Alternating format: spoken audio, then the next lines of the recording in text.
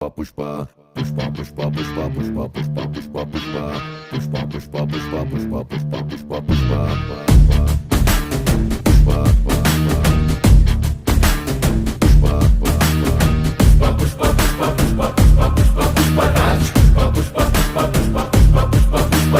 ಗಡ್ಡ ಹಂಗೆ ಸವರುತ್ತಿದ್ರೆ ದೇಶವೇ ಹೆದರಿತ್ತಂತೆ